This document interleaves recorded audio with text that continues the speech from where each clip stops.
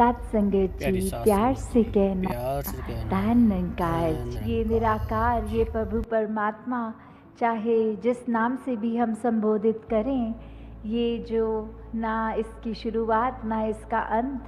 सदैव रहने वाली जो ये सच्चाई कि हर समय ये दातार जो स्थिर है, तो उसके साथ जब जुड़ना है तो मन में ये भक्ति भाव आता है और फिर वो भक्ति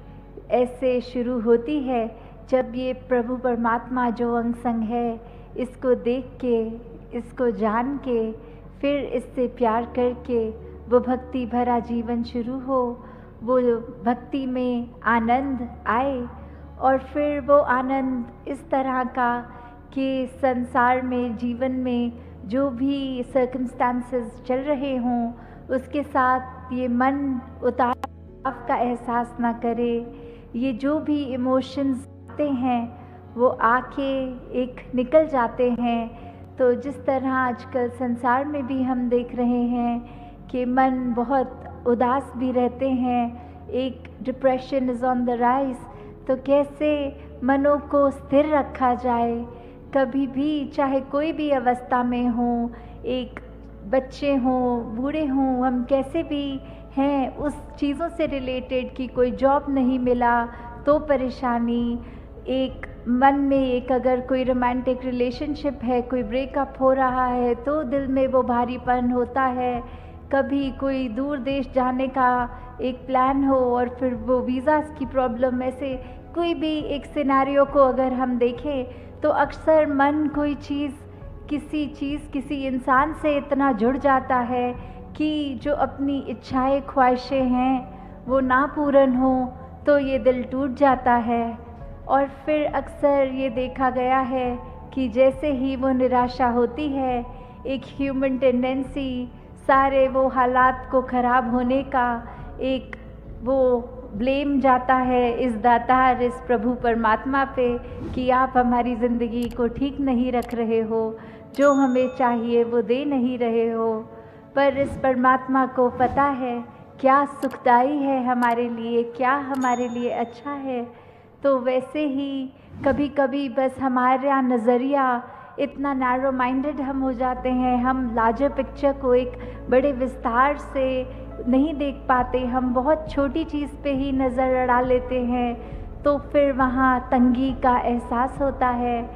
तो परमात्मा तो आगे पीछे करंट सबकी जानता है और जो हमारी बेहतरी के लिए है वही कर रहा है। जैसे एक उदाहरण कि एक बगीचे में दो दोस्त जाते हैं और वहाँ से जब आते हैं तो फिर जो तीसरा दोस्त जो उनको बाद में मिलता है कहते हैं कि मैं आने में लेट हो गया, इस दौरान अब जो गार्डन देख के आए हो उसमें क्या एक्सपीरियंस किया। तो एक दोस्त तो कहता है कि मैं जैसे ही गार्डन में गया इतने फूल थे, इतनी अच्छी खुशबू, इतने अच्छे रंग कि बस एक दिल में बहुत प्रसन्नता हुई। और वहीं दूसरा दोस्त कहता है कि उस बगीचे में जैसे ही मैं एंटर किया मैंने देखा कि अगर एक स्टेम है तो उस पे फूल एक है पर कांटे 10 थे, और मैंने जब कुछ गिनती भी करी तो फूलों की जो मात्रा थी उससे ज़्यादा क्वांटिटी कांटों की थी। तो एक मेरा तो एक्सपीरियंस ये रहा कि फूलों से ज़्यादा कांटे थे। तो यही एक मन की अवस्था हो जाती है जब एक ही चीज़ में दो अलग इंसानों का ये नज़रिया कितना भिन्न भिन्न, जो जैसे बात कही भी जाती है कि जैसी दृष्टि वैसी सृष्टि, हम अगर किसी में कुछ पॉजिटिव देखेंगे तो पॉजिटिव ही दिखेगा, अगर मन हमारा सिर्फ सबकी बुराइयां करने में ही लगा है तो वही मिलेगा,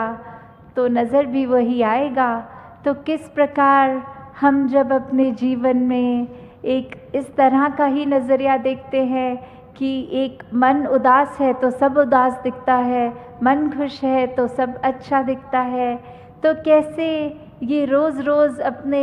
दिमाग में उतार चढ़ाव मत, दिल को उदासी इससे दूर करने के लिए कि जो एक सहज अवस्था होती है, जैसे हमें पता है कि अगर कोई ढलान है,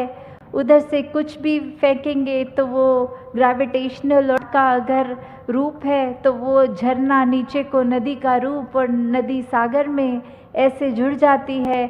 वो बहुत ही एफर्टलेस एक सहज चीज़ हो जाती है। तो जैसे हर एक को वो पता है कि हम एक डिवाइन जो बात हर एक मनुष्य में ही है, वो एक बायसनेस, एक ऊंच नीच जाति पाति किसी भी एक तंगदिली से नहीं, ये परमात्मा जिसकी अंश आत्मा हर एक के अंदर है, तो फिर ये भेदभाव ख़त्म हो जाते हैं। दिल से दिल सिर्फ प्यार करते हैं। और जब दूसरों में हम खुद को देखते हैं जैसे आईना देख रहे हों, तो फिर एक हमारा दिल हर एक से पूरे संसार की बेटरमेंट ही चाहेगा, हर एक से प्यार ही करना चाहेगा। तो किस तरह एक इंसान बन के आए हैं मनुष्य चोले में, तो सबके दुख परेशानियों का कारण ना बने, हर एक के आंसू पोंछने वाले कर्म हों हमारे, हर एक को खुश जिस तरह रख सके, कोई कंफर्ट दे सके, उस तरह एक खुशी आगे देते चले जाएं। कैसे एक जो उद्देश्य रहा है कि बाकी अगर हम देखें सब स्पीशीज़ जितनी भी दुनिया में हैं, उसमें एक उनका खाना सोना उठना उस तरह की इतनी कॉमन चीज़ें जो एक मनुष्य में आता है। तो जो मनुष्य को एक सुप्रीम स्पीशी कहते हैं, वो इसलिए ही क्योंकि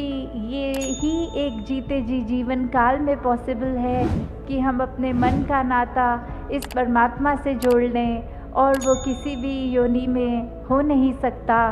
तो जीते जी ये सच की दात प्राप्त कर लें, ये ब्रह्म ज्ञान लेकर अपने जीवन को संवार लें और एक बेहतर इंसान बनते हुए जीवन को जीते चले जाएं कि हम सिर्फ एक अपने ऊपर ही फोकस ना करें, एक वाइडर पर्सपेक्टिव, एक हर एक के लिए भलाई के लिए जो काम है वो करते जाएं। तो किस तरह एक संसार को अगर हम चाहते हैं सुधरना,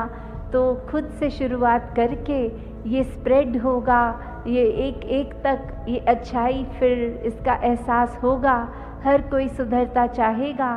तो जहाँ हमें नज़रिया इस तरह नहीं रखना कि दूसरा इंसान कुछ गलत कर रहा है तो इसलिए वो हम भी लिबर्टी ले लें, वो उसको कुछ हमें कभी दिखता है कि एक कुछ कार्य गलत करके भी उसके जीवन में तो फिर भी खुशहाली है, और वहाँ दूसरी तरफ एक इंसान कुछ सब कुछ ठीक करता जा रहा है तो भी उसके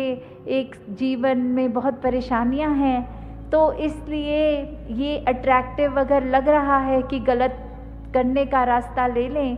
तो मन में तो फिर भी वो एक हमें उस समय लगेगा कि शायद ये अच्छाई करनी ही क्यों है, पर बाद में एक कुछ समय जब बीतता है तो खुद ही ये पता लगता है कि अगर हम कुछ भी एक जानबूझ के एक इंटेंशनल गलती करते हैं, किसी को चोट पहुंचाते हैं, तो थोड़े टाइम बाद वो मन हमारा हैवी होने लगता है, ये मन में गिल्ट आता है, एक अपने आप से ही एक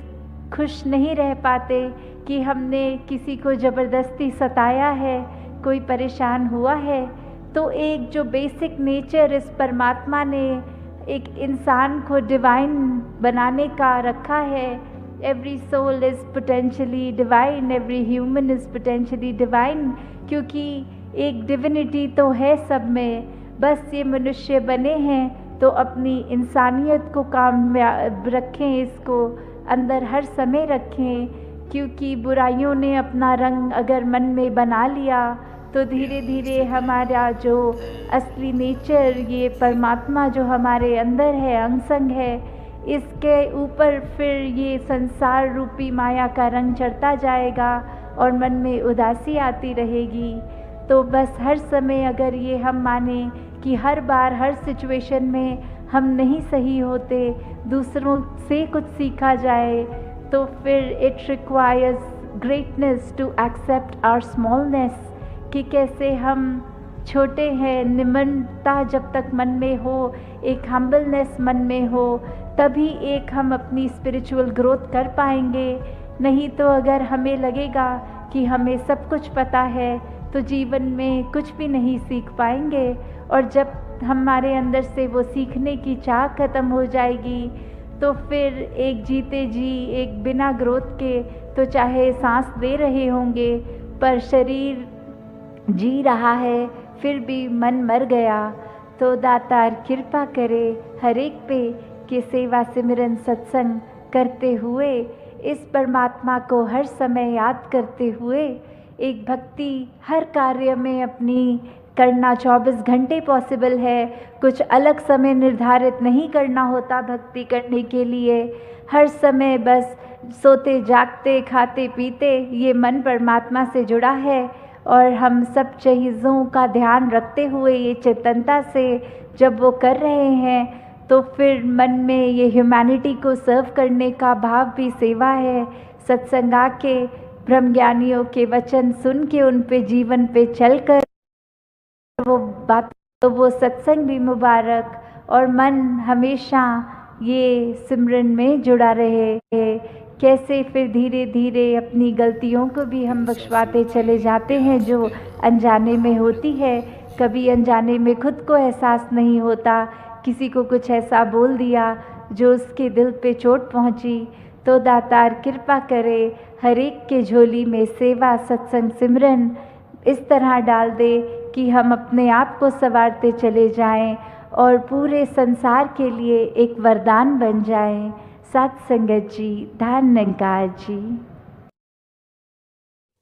बोल सतगुरु माता सुदीक्षा सविंदर हरदेव जी महाराज जी की जय।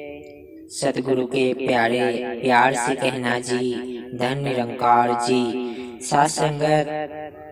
प्रभु दातार निरंकार का जिसने ध्यान कर लिया है, सुमिरन किया है, उसे ठंडक और सुख मिले हैं, उसके सभी संताप समाप्त हुए हैं, फिर जीवन आनंदमय हो जाता है। सासंगत जी, महात्माओं ने तभी कहा है, भजो गोविंद भूल मत जाओ, मानुष काय एहि लाओ। इस गोविंद को भूलना नहीं, क्योंकि इसको भजने के लिए, इसके साथ नाता जोड़ने के लिए ही दातार ने यह मानव का जन्म दिया है, यह मानस देही प्राप्त हुई है। सासंगत जी, तो प्रभु को कभी भी मन से बिसराना नहीं, सासंग जी भूलना नहीं चाहिए, इसको कभी मन से भूलाना नहीं है। इसकी याद जिसको बनी रहती है सासंग जी, उसकी तुद चित आवे महा आनंदा की स्थिति हो जाती है। यानी हे दातार, अगर तेरा ध्यान मन में लगा रहता है तो हमेशा ऐसा महान आनंद प्राप्त होता है, ऐसा महान सुख प्राप्त होता है कि दुनिया भर की वस्तुएं पदार्थ मिल जाए पर भी वैसा सुख नहीं मिलता। सासंग जी, प्यार से कहना जी, धन निरंकार जी। ज्ञानदीप निरंकारी यूट्यूब चैनल में आपका स्वागत है दास। आप सभी महापुरुषों के पावन पवित्र चरणों में